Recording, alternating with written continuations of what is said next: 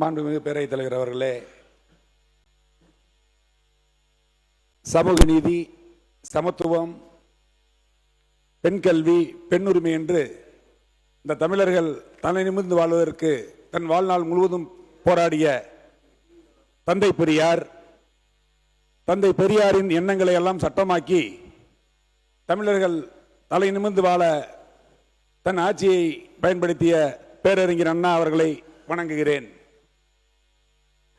தன்னுடைய 80 ஆண்டு கால பொது வாழ்வில் 20 ஆண்டு காலம் தமிழ்நாடு முதலமைச்சராக இருந்து எண்ணற்ற திட்டங்களை தமிழ்நாட்டுக்கு வழங்கி தமிழில் இருந்து கணினி வரை அனைத்து திட்டங்களையும் தமிழ்நாட்டுக்கு கொண்டு வந்து தமிழ்நாட்டை ஒரு முன்னணி மாநிலமாக மாற்றி அமைத்த எங்கள் தலைவர் கலைஞர் அவர்கள் இருக்கும் திசை நோக்கி வணங்குகிறேன். இந்த சட்டமன்ற தேர்தலில் எனக்கு போட்டியிட வாய்ப்பளித்து என் வெற்றிக்காக வந்து பிரச்சாரம் செய்த எங்கள் திராவிட முன்னேற்ற கழகத்தின் தலைவர், முன்னாள் முதலமைச்சர், தன்னுடைய திட்டங்களால் தமிழக மக்களில் இதய சிம்மாசனத்தில் நீங்கா இடம் பிடித்திருக்கின்ற எங்கள் தலைவர், முதல்வர்களுக்கெல்லாம் முதல்வராக தன்னுடைய ஆட்சி காலத்தை மாற்றி காட்டியவர், உதாரண புருஷராக இருந்த எங்கள் தலைவர் தளபதி மு.க. ஸ்டாலின் அவர்களுக்கும், எங்களுடைய இளந்தலைவர், ஒற்றை செங்கல்லால் ஒரு ஆட்சியை மாற்றிய மகான் வெற்றி வீரர், எங்களுடைய எதிர்க்கட்சி தலைவர் மாண்புமிகு சகோதரர் உதயநிதி ஸ்டாலின் அவர்களுக்கும், என்னை இந்த மாமன்றத்தில் வருவதற்கு உறுதுணையாக இருந்த முன்னாள் அமைச்சரும் கழகத்தின் துணை பொதுச் செயலாளருமாக அண்ணன் இ. பெரியசாமி அவர்களுக்கும், எதிர்க்கட்சி துணைத் தலைவர் முன்னாள் அமைச்சர் மாண்புமிகு அண்ணன் கே.என். நேரு அவர்களுக்கும், எதிர்க்கட்சி கொறடா மாண்புமிகு அண்ணன் ஏவா வேலு அவர்களுக்கும், முன்னாள் அமைச்சர் மாண்புமிகு அண்ணன் எம்.ஆர்.கே. பன்னீர்செல்வம் அவர்களுக்கும், என்னுடைய வெற்றிக்கு உறுதுணையாக இருந்த எங்கள் மாவட்ட கழகத்தின் செயலாளரும் முன்னாள் அமைச்சருமான மாண்புமிகு அண்ணன் ஆர். சக்கரபாணி அவர்களுக்கும், எங்களுடைய மாவட்ட கழகத்தின் செயலாளர் திண்டுக்கல் சட்டமன்ற உறுப்பினர் மாண்புமிகு இ.பி. செந்தில்குமார் அவர்களுக்கும், என்னை பெருவாரியான வாக்குகள் வித்தியாசத்தில் வெற்றியடை செய்த பெருமை மிகு வேடசந்தூர் வாக்காளர் பெருமக்களுக்கும், எனது வெற்றிக்கு பாடுபட்ட திராவிட முன்னேற்ற கழகத்தின் மாவட்ட, ஒன்றிய, கிளைக்கழக நிர்வாகிகளுக்கும், பாகநிலை முகவர்களுக்கும், பாகநிலை உறுப்பினர்களுக்கும், எனது தொகுதியில் இருக்கின்ற இளைஞர்களுக்கும், குறிப்பாக கபடி, கிரிக்கெட், வாலிபால் போன்ற விளையாட்டு வீரர்களுக்கும், சமூக அமைப்புகளுக்கும், என்னுடைய சொந்தங்களுக்கும், நான் இந்த மாமன்றத்தில் வந்து நின்று கொண்டிருக்க காரணமாக இருக்கின்ற என்னுடைய தந்தை பி. தங்கராஜ் அவர்களுக்கும், என்னுடைய தாயார் சரஸ்வதி அம்மாள் அவர்களுக்கும், எனக்கு கல்வி கொடுத்த மாமா எஸ்.ஆர். பொன்னுசாமி, கே.எஸ். சகாதேவன் உள்ளிட்ட அனைவருக்கும், நண்பர்களுக்கும், பத்திரிகையாளர்களுக்கும், ஊடகவியலாளருக்கும் எனது மனமார்ந்த நன்றியை தெரிவித்துக் கொள்கிறேன். மாண்புமிகு பேரவைத் தலைவர் அவர்களே, இந்த வருவாய்த்துறை மற்றும் மருத்துவம் மீதான மானிய கோரிக்கையில் பேசுவதற்கு முன்பாக என்னுடைய தொகுதி சம்பந்தப்பட்ட ஒரு இதய பிரச்சனையை பேசி மானிய கோரிக்கையில் மீது பேசுவதற்கு உங்களிடம் அனுமதி கேட்கிறேன். வறட்சியான வேடசந்தூர் தொகுதியை வளமான வேடசந்தூர் தொகுதியாக மாற்றுவதற்கு காவிரி, அமராவதி ஆறுகள் இணைகின்ற திருமுக்கூடலூரில் இருந்து நீரேற்று திட்டத்தின் மூலமாக நீரை கொண்டு வந்து கரூர் மாவட்டத்தில் இருக்கின்ற கரூர், அரவக்குறிச்சி, கிருஷ்ணராயபுரம், திண்டுக்கல் மாவட்டத்தில் இருக்கின்ற வேடசந்தூர், ஒட்டஞ்சத்திரம், ஆத்தூர், திண்டுக்கல், நத்தம் ஆகிய 8 சட்டமன்ற தொகுதியில் இருக்கின்ற ஆயிரக்கணக்கான குளங்களில் நீரை நிரப்புவதற்கு நீர்வளத்துறைக்கும் ஊராட்சித்துறைக்கும் சொந்தமான குளங்களில் நீரை நிரப்பி நிலத்தடி நீர்மட்டத்தை உயர்த்தி விவசாயிகளின் வாழ்வாதாரம் பெருக்குவதற்கான ஒரு சாத்தியக்கூறுகள் பற்றிய அறிக்கை தயாரிப்பதற்காக 97 லட்சம் ரூபாய் கடந்த திராவிட மாடல் ஆட்சியில் ஒதுக்கி அந்த திட்டம் சாத்தியம் என 20/8/2025 அன்று அரசுக்கு அறிக்கை அனுப்பப்பட்டுள்ளது. 5500 கோடி ரூபாய் மதிப்பீட்டில் அத்திக்கனவு அவிநாசி திட்டத்தை போன்ற இந்த திட்டத்தை நிறைவேற்றினால் 2 கட்டங்களாக அந்த திட்டம் அறிக்கப்பட்டிருக்கிறது. 1750 கோடி முதல் கட்டமாகவும் 3750 கோடி இரண்டாவது கட்டமாக அந்த திட்டம் அளிக்கப்பட்டிருக்கிறது.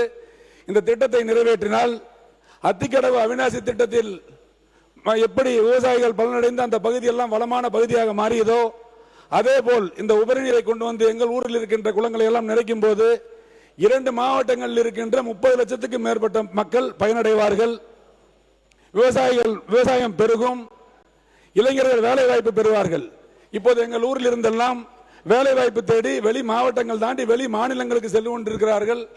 அந்த நிலைமையெல்லாம் மாறி உள்ளூரிலேயே வேலை வாய்ப்பு பெறுவதற்கும் எங்கள் ஊரை வளமான தொகுதியாக மாற்றுவதற்கும் இந்த திட்டத்தை நிறைவேற்றி தர வேண்டும் என்று பேரவைத் தலைவர் வாயிலாக அன்போடு கேட்டுக்கொள்கிறேன்.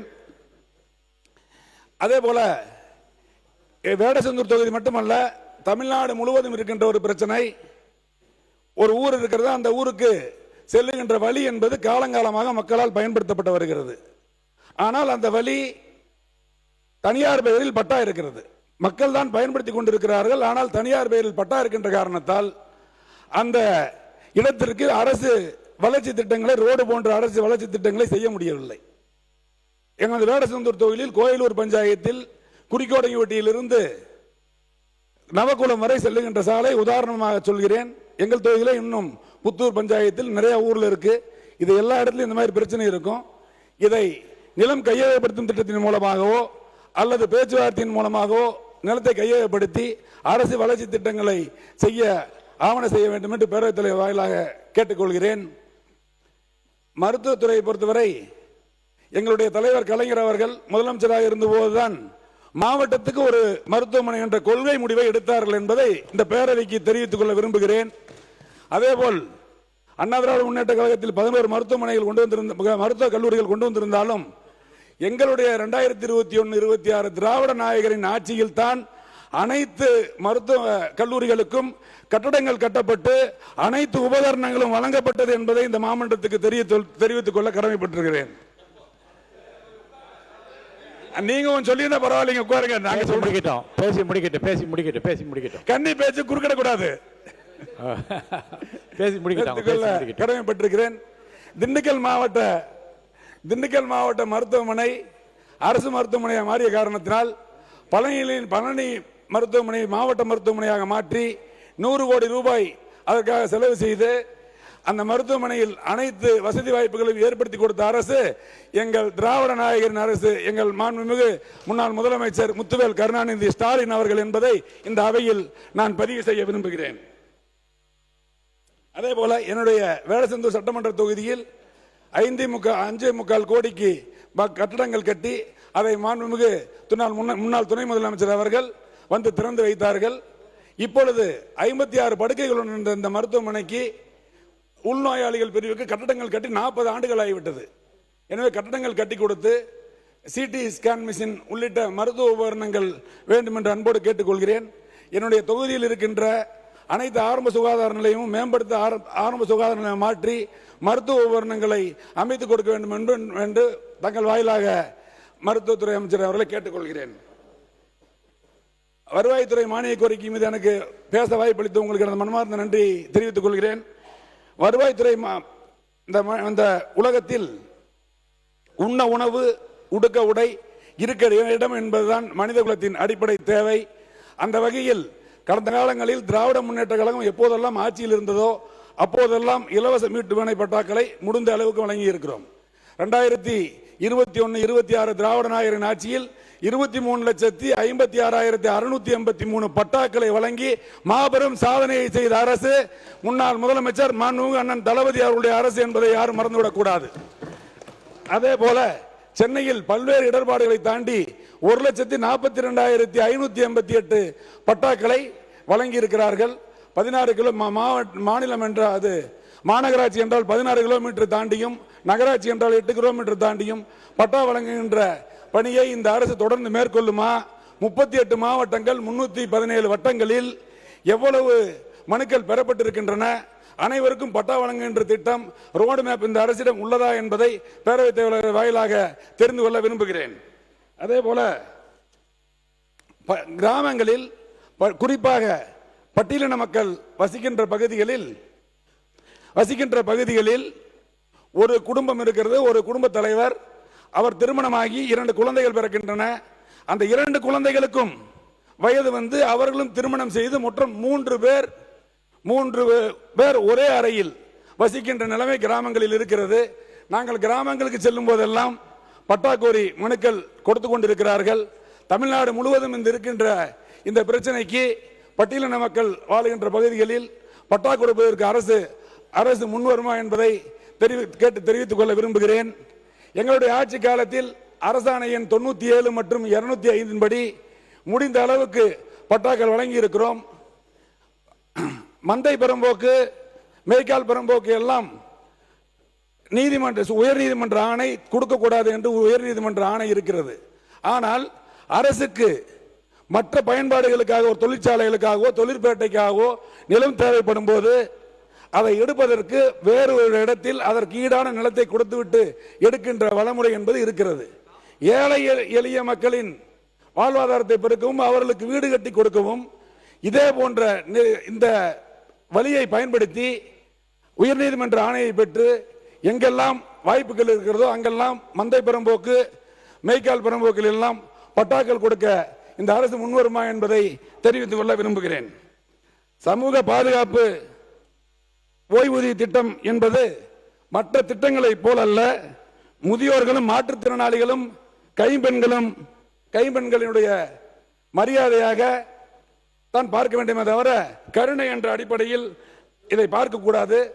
அவர்கள் கண்ணியத்துடன் வாழவும் மரியாதையுடன் வாழவும் இந்த சமூக பாதுகாப்பு ஓய்வூதிய திட்டம் என்பது ரொம்ப முக்கியமான திட்டம் என்று நம்முடைய புகழ்பெற்ற பொருளாதார அறிஞர் அமர்த்தியா சென் அவர்கள் கூறியிருக்கிறார்கள். சமூக பாதுகாப்பு திட்டம் என்பது சமூக பாதுகாப்பு திட்டத்தை விரிவாக்குவது என்பது சமூக நீதியின் அங்கம் என்பதை அறிஞர் ஜீன் டி கிரேஸ் அவர்கள் சொல்லியிருக்கிறார்கள். காலத்திற்கேற்ப இந்த நிதியை உயர்த்த வேண்டுமே தவிர ஒரு காலம் இந்த நிதியை குறைக்க கூடாது.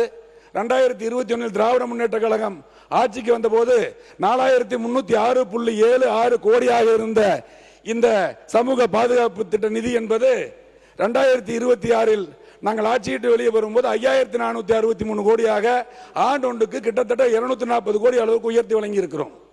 இப்பொழுது நீங்கள் உங்கள் ஆட்சியில் 5462 கோடி என்று 1 கோடி குறைத்து குறிப்பிட்டிருக்கிறீர்கள். முதலமைச்சர் அவர்களின் பாணியில் சொல்வதென்றால் தாய்மார்களுக்கும் சகோதர சகோதரிகளுக்கும் இந்த 3000 ரூபாய் நிதி கொடுக்கிறேன் என்று தாவேக தேர்தல் அறிக்கையில் இருக்கிறது. 3000 ரூபாய் தேர்தல் கூட 3000 ரூபாய் மாற்றுத்திறனாளி உதவித்தொகை, முதியோர் உதவித்தொகை, கைம்பெண்கள் உதவித்தொகை எல்லாம் கொடுக்க போகிறீர்களா அல்லது இது தேர்தல் வாக்குறுதியோடு நின்று விடுமா அல்லது ஏற்கனவே இருக்கின்ற பயனாளிகளை குறைக்க போகிறீர்களா என்பதை பேரவைத் தலைவர் வாயிலாக தெரிந்து கொள்ள விரும்புகிறேன். பேரிடர் மேலாண்மை நிதியும் 11,532 கோடி மட்டுமே ஒதுக்கப்பட்டிருக்கிறது. எங்களுடைய ஆட்சி காலத்தில் பல்வேறு புயல்கள் வந்தன. பிக்ஜாம் புயல், பெஞ்சா புயல், டித்யா புயல் என்ற பல்வேறு புயல்கள் வந்த போதும் எங்களுடைய தலைவர் முன்னாள் முதலமைச்சர் மாண்புமிகு முத்துவேல் கருணாநிதி ஸ்டாலின் அவர்கள் 30 லட்சம் குடும்பங்களுக்கு 6000 ரூபாயும் 15 லட்சம் குடும்பங்கள் குறைவாக பாதிக்கப்பட்டவர்களுக்கு 1000 ரூபாயும் வழங்கி பயிர் சேதம் 1557.59 கோடியும், தோட்டக்கலையில் பாதிக்கப்பட்ட விவசாயிகளுக்கு 290.929 கோடியும், தடுப்புச் சுவர்கள் அமைப்பதற்கு 1375.59 கோடியும் வழங்கினார்கள். இந்த அரசு ஏற்கனவே வறட்சிக்கு நிவாரணம் வழங்கவில்லை. இனிமேலாவது வறட்சிக்கு நிவாரணம் வழங்குமா என்பதை பேரவைத் தலைவர் வாயிலாக அறிந்து கொள்ள விரும்புகிறேன். அதே போல ஒரே ஒரு பாயிண்ட், அதே போல திராவிட மாடல் ஆட்சியில் பத்திரப்பதிவில் ஸ்டார் 3 என்ற ஒரு திட்டத்தை எங்களுடைய தலைவர் அவர்கள் ஜனவரி மாதம் 23ஆம் தேதி 2025 அன்றே கொண்டு வந்து விட்டார்கள். அதில் காகிதம் இல்லாமல் நேரில் வராமலேயே பத்திரப்பதிவு செய்ய முடியும். அது அடுக்குமாடி குடியிருப்புகளில் மறுபத்திரப்பதிவு செய்தால் கள ஆய்வு இல்லாமலே ஆவணங்களை திருப்பி தர முடியும் என்று, இது இல்லாமல் 18 சேவைகளை வில்லங்க சான்று உள்ளிட்ட 18 சேவைகள் வழங்க முடியும் என்று ஜனவரி மாதம் 23ஆம் தேதி கொண்டு வந்த திட்டத்திற்கு 10/5/2026 ஆட்சிக்கு வந்த இந்த அரசு தாங்கள் கொண்டு வந்ததாக விளம்பரப்படுத்துவது தவறு. இதை தவிர்க்கப்பட வேண்டும் என்று பேரவைத் தலைவர் வாயிலாக தெரிவித்துக் கொண்டு இந்த நல்ல வாய்ப்பை வழங்கி உங்களுக்கு நன்றி தெரிவித்து விடைபெறுகிறேன். நன்றி, வணக்கம்.